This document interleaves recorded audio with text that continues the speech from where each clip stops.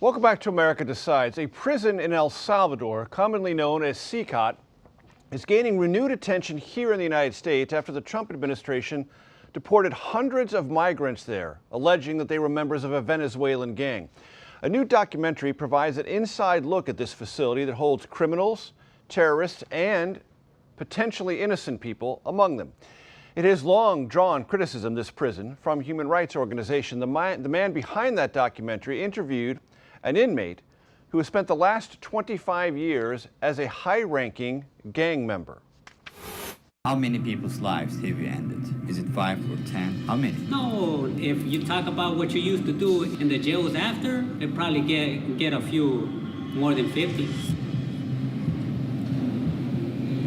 You gotta do it sometimes. The documentary filmmaker Ruhi Çenet joins me now. His YouTube page has more than 13 million subscribers.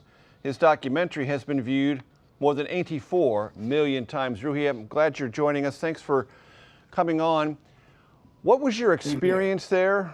How would you describe not only the facility, but the inmates inside? It was very intense. It was like stepping inside a controlled chaos. When I was inside the modules, every inmate were just looking at me. So it was really, really intense. And it was one of a kind experience. As you know, CECOT is the world's strictest and largest prison. It has a capacity of 40,000, but prisoners there are the most dangerous people you can even imagine. It was constructed to imprison the highest profile criminals.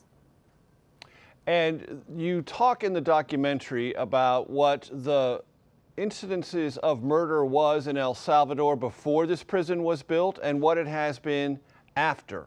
Tell us that story. Yeah, El Salvador once had the highest rate of lives lost due to widespread chaos. During its peak, 104 out of every 100,000 people lost their lives in a single year.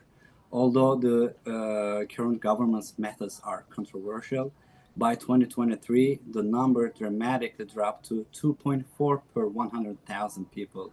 The results are undeniable. Peace has returned to the neighborhoods, but there are also many controversies, including this prison. And day to day, what is the life of an inmate inside this prison like, Ruhi? It's really tough. First of all, 80 to up to 150 inmates live inside a single cell. Even though the prison isn't full, that's their policy, so they don't have any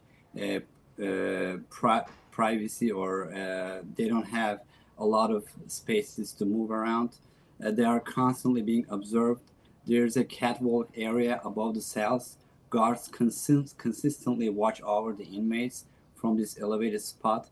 If anything suspicious happens, they intervene with an extensive network of cameras observing them 24/7. And they even installed pebbles around the fortress. So if you look at the eyes of inmates, you will see emptiness in their soul. Their lives is so monotone and they look very robotic. All of them wear white shirts, shorts, socks, and slippers. They don't have any other belongings. And where they sleep is just metal bunks. No pillow, no mattress. Along with what they wear, each prisoner receives just the bare essentials, a white sheet, and a towel. That's it. The prisoners spend their entire lives on their 4-level bunk beds. They have stacked tightly like items stored in a warehouse.